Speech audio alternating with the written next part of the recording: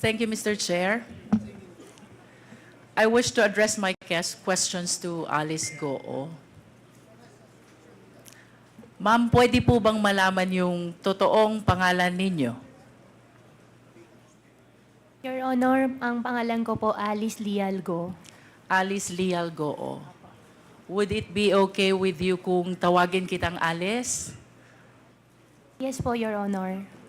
Alice, before ka na naging mayor ng Banban, gaano katagal ka nang nakatira sa Bamban? Your Honor, hindi ko po maalala yung exact years, pero matagal na po ako sa Bamban. Can you at least give me an approximate length of years? More than 10 years ba o more than 20 years?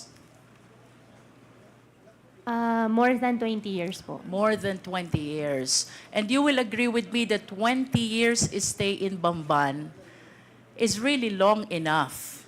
Diba? And I would assume also na imbibe mo na ang kultura, ang pamumuhay, at maging ang ugali ng mga taong nakatira sa Bamban. Tama ba ako? Can you please enlighten us? Ano ang kabuhayan doon sa Bamban 20 years ago? Your Honor, nakatira po ako sa Bamban, pero as what I mentioned din po sa Senate before, nasa loob lang po kami ng farm ng piggery, hindi po kami masyado lumalabas, pero as what I understand naman po sa municipality po ng Bamban ay farming po. Farming is the main industry in Bamban. Ma'am, if I'm not mistaken po, farming and quarry. Farming and quarry. Alin ang mas lamang? Yung bang farming or yung quarry? Your Honor, tingin ko po farming. Kasi And marami pong farmers. mas marami ang farmers kesa sa mga quarry workers. Tama ba? Yes po, ma'am. That was 20 years ago. Now let's move a little forward. 10 years ago, kumusta ang buhay sa Bamban? I believe 10 years ago, ganun pa rin po, Your Ganun Honor. pa rin. Opo. So would you agree with me if I would say, kung anong buhay ng mga taga-Bamban 20 years ago, ganun pa rin ang buhay nila 10 years ago? Yes po, Your Honor. How about before you became a mayor? Anong kabuhayan sa Bamban? Ang kabuhayan po sa Bamban, maliban po doon sa na-mention ko po na farmer, ay meron din po ibang nagtatrabaho po sa Clark as workers po. And would you say na ang buhay sa Bamban for the length of 20 years, madali ba o mahirap para sa mga mamamayan ng Bamban? What do you think? From the point of view of an ordinary resident of Bamban, bago ka naging mayor, how do you appreciate the life in Bamban? Madali ba? Masagana ba? Mahirap ba? I believe, Your Honor, hindi po madali para sa kanila at tingin ko rin po, marami pa rin po yung mahihirap. So, you will agree with me if I would say, mahirap ang buhay sa Bamban. Your Honor, tingin ko po hindi naman po lahat, pero for sure po meron po. Alin ang mas lamang, ang mahirap o ang mayaman? Your Honor, mas lamang po ang mahirap. Mas lamang ang mahirap. And soon enough, Mayor, tumakbo ka bilang mayor, di ba? Tama bang isipin na because of your observation, na mahirap ang buhay sa Bamban, na antig ang kalooban mo, naawa ka sa mga tao, nangarap ka para sa kanila, ng kaginhawahan? Tama ba yun, Mayor? Your Honor, that's one of the reason din po. So you confirm na ang dahilan kung bakit tumakbo kang mayor, gusto mong paunlarin ang mga tao sa Bamban. Your Honor, that's one of the reason po, opo. May I know, Mayor, nung na-elect po ba kayo, ano pong type of municipality ang Bamban as to income classification? Your Honor, second-class municipality po. Second-class municipality. And if you still remember, magkano ho ba ang kita ng LGU ng Bamban being a second-class municipality? Your Honor, I have no figure po and hindi ko po maalala po yung data po. But nevertheless, Ma'am Alice, you recognize the fact na iba kung hindi ka mayor, iba kung mayor ka, kung ang pag-uusapan natin ay ang pangarap mong mapaunlad ang Bamban. Tama ba yon? Opo. And the reason kung bakit ka tumakbong mayor, gusto mong paunlarin ang Bamban because you believe na pag naging mayor ka, marami kang pwedeng gawin sa Bamban. Tama ba?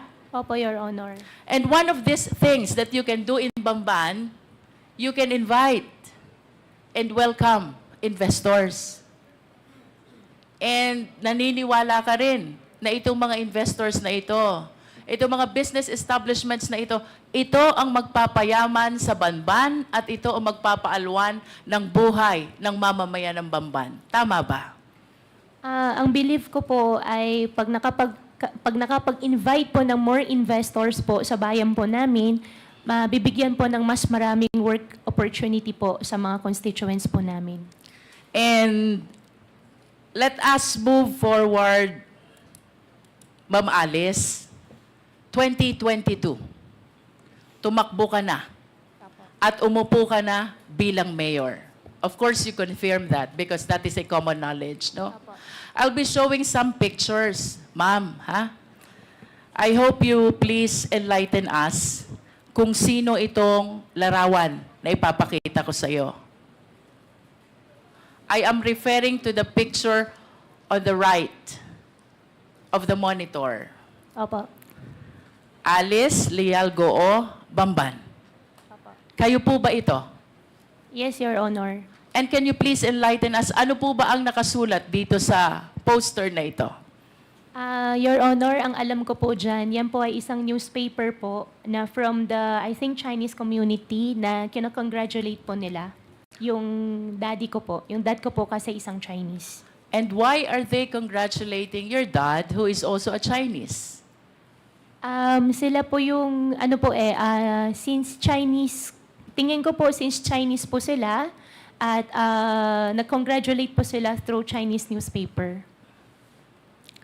I consulted some people who know how to read these Chinese characters. And according to them, the exact translation of these characters goes like this. Congratulations to the first Chinese Mayor Alice Leal Goo of Bamban. Ma'am, wala pong ganun nakalagay. Okay. Can we proceed to the next picture?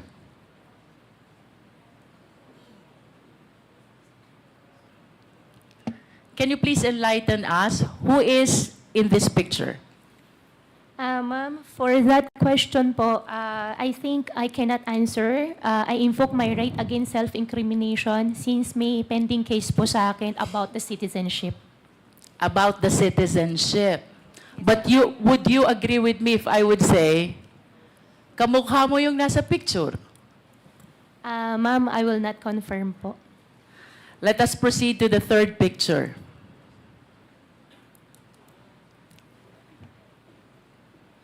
The third picture is your passport from the Republic of China. Do you confirm this?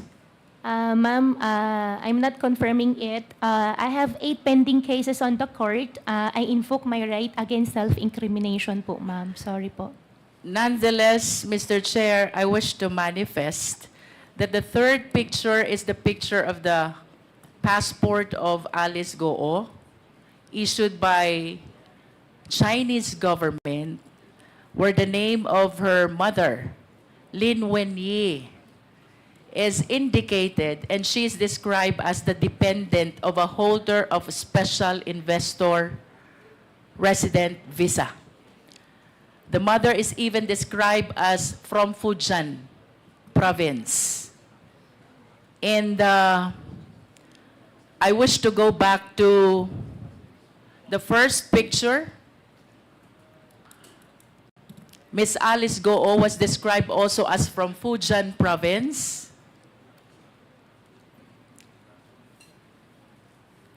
And I understand that Miss Alice Goo acknowledged only the first slide and refused to identify the second and the third slide.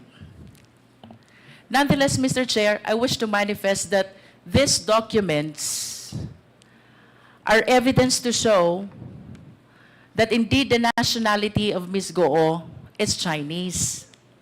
Nonetheless, Mr. Chair, in order to realize her intention, run to a public position, bring growth and prosperity to the municipality of Bamban, including the people who lives thereat,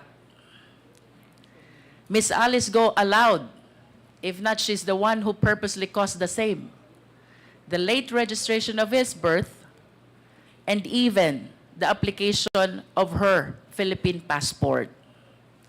I understand, Mr. Chair, that the right to run to a public office is a right which is exclusive to Filipino citizens. And I wish to manifest as well that this should be dealt with by law because this is something which opened the country to issues of national security and interest, Mr. Chair. If I may proceed, Mr. Chair. Bilang mayor, Ma'am Alice, in line with your vision, paunlarin ang Bamban, bigyan ng kaunlaran ang taga-Bamban. Ano po ba ang mga kumpanya na dumating sa Bamban during your time as mayor of Bamban? During my time po, dumating po ang Jollibee, dumating din po ang McDonald's, dumating din po si RCS po na isang supermarket chain, and supposedly may mga darating pa mga factories and restaurants po, ma'am. And would you confirm that it was also during your time nung dumating ang Baofu? No po, ma'am. You don't? Ang Baofu po is not 2022 po, ma'am. But the business permit signed by you shows the date October 25, 2022.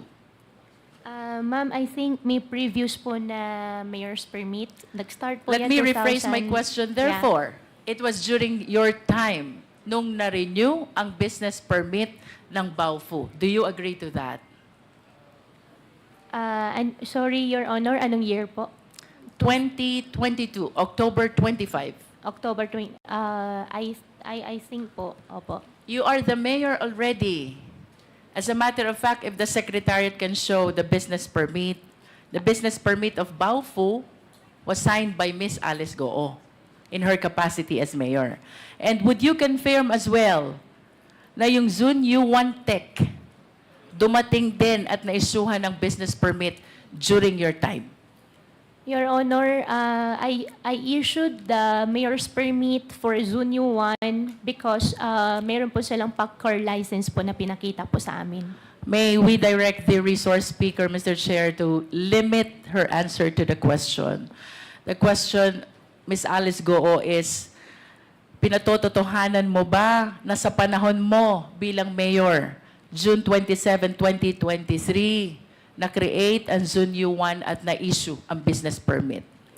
Your Honor, I issued the permit for Zunyu 1 with the attachment of pack-car license po nila. But you confirmed that you issued the business permit. I issued the business permit with the attachment po ng pack-car license po nila. Thank you. Thank you How po. about Hongsheng Corporation? When was this established? Your Honor, for Hongsheng, I'm not sure with the exact date po.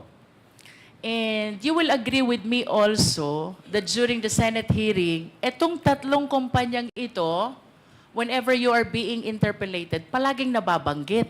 Yes po. Tama ba? Yes po. Can you enlighten us? Ano po ba ang naging koneksyon, partisipasyon nyo dito sa tatlong kumpanyang ito kung bakit parating nababanggit ang mga kumpanya na to? Your Honor, I think 2018 or earlier, hindi lang po talaga ako sure sa exact year, the land of the Baofu belongs to me. And I sold... What year is that, Miss Alice? Your Honor, 2018 or 19. 2018. You are the owner of the land of Baofu. Of the land. 2018. Yeah, 18 or 19. You are not yet the mayor. I'm not yet a mayor. Okay. And 2021, I divest the entire property to the corporation po. And can you please cite the exact date when you divested yourself of your interest in Baofu? 2021. September 21, 2021. I believe so po, ma'am. And that is 7 days before you filed your certificate of candidacy for mayor of Bamban. Okay. What therefore is the significance of your ownership of this land with respect to Baofu, Hongsheng, and Sunyuan? Ano pong kahalagahan ng pag-aari nyo? Your Honor, after year 2021, I owned the land before year 2021. After year 2021, wala na po ako pag-aari. Hongsheng, I don't belong. Zunyuan, I don't belong din po. What therefore is the connection of Baofu with Hongsheng? Baofu and Hongsheng, as what I understand, Baofu is the property owner and Hongsheng is the licensee po. How about Baofu and Zunyuan? Baofu and Zuanyuan, I think, if I'm not mistaken, the documents they showed us is Zunyuan leased the partial, I think, 3 floors of Baofu. I think we have the contract of it. In other words, Ms. Alice, even the buildings which are erected on the lands are owned by Baofu? Tama ba yun? Your Honor, I think I'm not the right person to answer, but as what I understand po, from the documents we get from Zunyo 1 before, yes po. You mentioned earlier sometime in 2018 to 2019, ikaw ang may-ari ng lupa. Yes, ma'am. Then sometime thereafter, nilipat mo sa Baofu. We form a company. Ang pinaka-share ko is the property. Ang usapan po namin... What is the name of the company? Baofu. Baofu. Yeah. And when the initial plan was housing. However, nung ang usapan ay maglalabas na ako ng in cash, initial agreement was only the property, ang pinaka-share ko. And nung usapan ay maglalabas na ako ng pera, hindi na po ako pumayag, I divested already. And Okay. after that po, hindi ko na po alam. Matagal ka ng negosyante, Alice, tama ba? Your Honor, yes po. And I wish to share the list of the companies owned by Goo family. Secretariat, please. As a matter of fact, based on my research, your family owned 11 out of 12 listed companies, no? The significant observation, Miss Alice, ang may-ari nung 11, lahat family members. And I would assume na mas komportable ka na ang kanegosyo mo ay family member. Tama ba yon? Your Honor, yung nakita ko po sa harapan ko po, hindi po lahat sa akin. And then, or sa But your amin. name is listed. Yeah, yung isa po dyan ay yung 1, 2, 3. Yung iba po dyan ay hindi po nag-operate. Hindi po natuloy yung mismong company. Nevertheless, would you confirm that majority of these companies, your name is listed as one of the owners? Yes, Your Honor. And the names of your family members are likewise listed as one of the owners. Do you confirm? Yes, Your Honor. In other words, Miss Alice, sa usapang negosyo, naniniwala ka na dapat ang kasama sa negosyo kilala mo? Yes, Your Honor. Naniniwala ka din na dapat ang kasama sa negosyo, pinagtitiwalaan mo. Yes, Your Honor. At bago magkaroon ng tiwala, dapat kilala muna. Tama? Yes, Your Honor. And you will refuse to join any business dealings or business venture kung hindi mo kilala ang mga taong kasama mo. Tama ba? Yes, Your Honor. As a matter of fact, very significant itong list of companies na to. Ayaw mo nang hindi mo kilala. Because most of the incorporators are family members. Do you agree? Hindi naman po sa ayaw ko. Most, at least. Okay. Most. Di ba? Ang maliwanag, Alice, hindi ka sasama sa negosyo kung hindi mo kilala at hindi ka nagtitiwala sa taong kasama mo. Yes po. Correct. Now, I wish to invite your attention to the Articles of Incorporation of Baofu. Secretariat, kindly flash.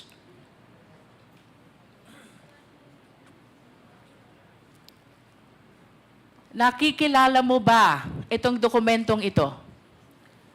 Yes po, Your Honor.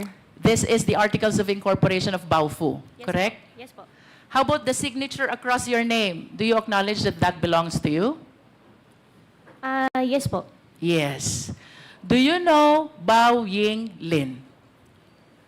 Your Honor, I think for the Baofu, I invoke my right against self-incrimination because I have pending case po with DOJ human trafficking po. Pero kanina lang, ang sabi mo, Miss Alice, you will not join any business venture unless kilala mo at pinagtitiwalaan mo ang mga tao na fellow incorporators mo.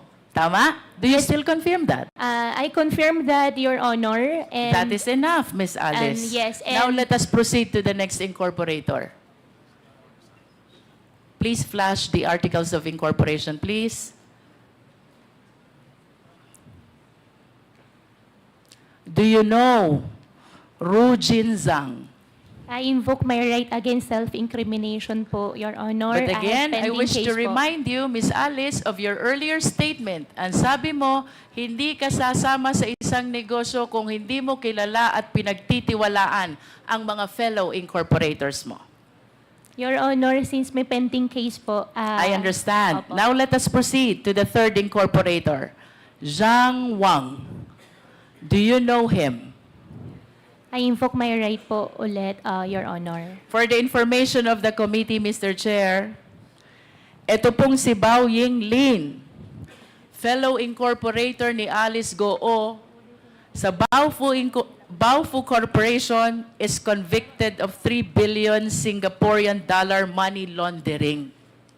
And this after she made the statement na hindi siya sasama sa isang negosyo kung hindi niya kilala at pinagtitiwalaan ang mga kasama niya.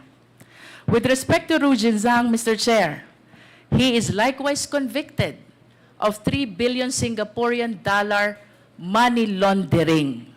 Again, this is after her statement na hindi siya sasama sa isang negosyo kung hindi niya kilala at pinagtitiwalaan ang kasama niya. The third incorporator, Zhang Wang, Mr. Chair, used to be with Hongsheng Corporation, whom after the 2023 raid was charged of the crime of cyber crimes. Again, this is after the statement of Miss Alice Goo na hindi siya sasama sa isang hanap buhay kung hindi niya kilala at pinagtitiwalaan ang mga taong kasama niya. I wish to manifest, Mr. Chair, that this representation humbly submit that Miss Alice Goo purposely ran for public office in spite of her knowledge that she is not qualified, she being a Chinese national, to be able to welcome business establishments which she believes will bring growth and prosperity to the people of Bamban. And this business establishments includes Hongsheng, a pogo operator, and Yun Zuwan, also a pogo operator. As a matter of fact, Mr. Chair, dito po sa location ng dalawang company na to, which lease the property of Baofu, with whom Ms. Alice transferred her land in exchange of shareholdings sometime in 2021 while maintaining control of the same after the same date.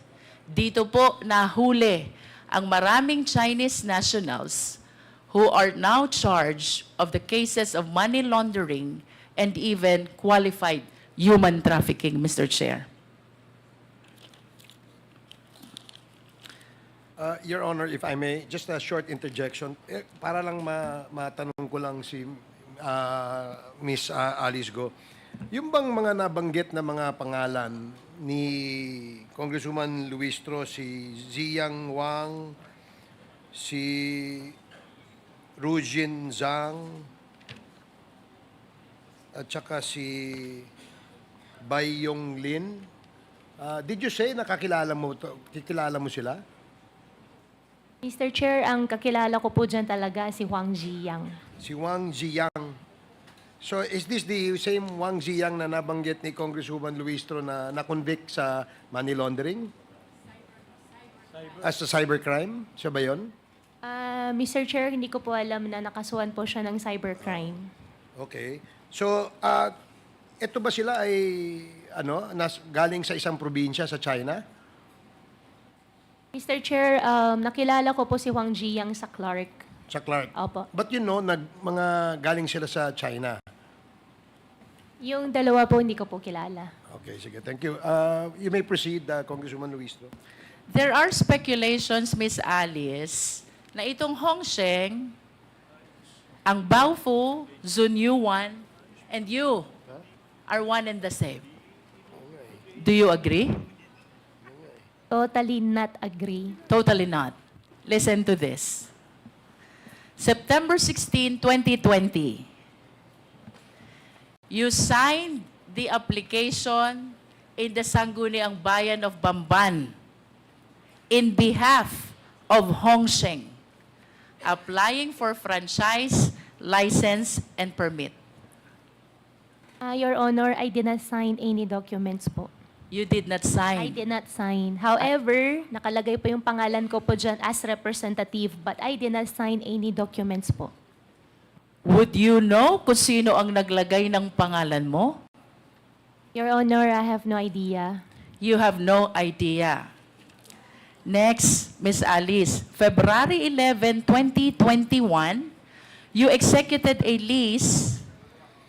Perhaps this is over the property of Baofu with Hongsheng, and during that time, Hongsheng is represented by Telma Laranan. Do you confirm this? Your Honor, regarding Baofu, I invoked my right against self-incrimination po. Third, Ms. Alice, early 2023, Hongsheng was raided because of cybercrime. And one of your fellow incorporators in Baofu, which kanina sabi mo, doon mo transfer yung lupa mo sa Bamban. One of your fellow incorporators, Zhang Wang, nakasuhan ng cybercrime. Do you confirm this? Your Honor, hindi ko kino-confirm. I have no idea nakasuhan po siya ng cyber. And after ma-raid itong Hongsheng, Zunyuan Technology applied for a business permit on the same address, on the same location. You were the mayor, you issued the permit. Do you confirm? Ma'am, I issued the permit with the attachment of PAGCAR license. I understand. But what is apparent, Mr. Chair, well, there is a document where Alice Goo is described as representative of Hongsheng back in September 16, 2020. This is the first POGO operator. It was followed by a contract of lease signed by Alice Goo with Hongsheng. And then this was followed by the raid of Hongsheng, which was replaced by Zunyu 1, which Alice Goo provided a business permit in her capacity as a mayor. I wish to share to the committee the doctrine of piercing the veil of corporate entity, because it is very clear, Mr. Chair, Hongsheng, Alice Goo, Baofu, and Zunyu 1 are one and the same. Mr. Chair, I'm about to wind up, but I have few questions left. can we please show the last slide of two personalities with last name Yang? Secretariat, please.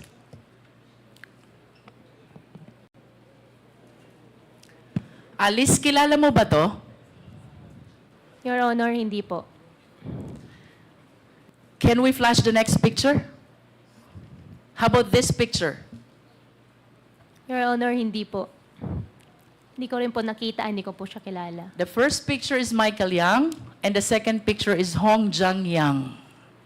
My question for you, bakit may joint account si Hong Jang Yang, kapatid ni Michael Yang, at si Yu Zhengkan, na manager ng Hongsheng?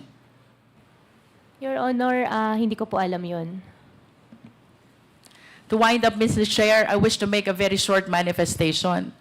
This representation might sound repetitive already, but it is apparent that this long chain of perpetration of the crime started with the abuse in the late registration of birth.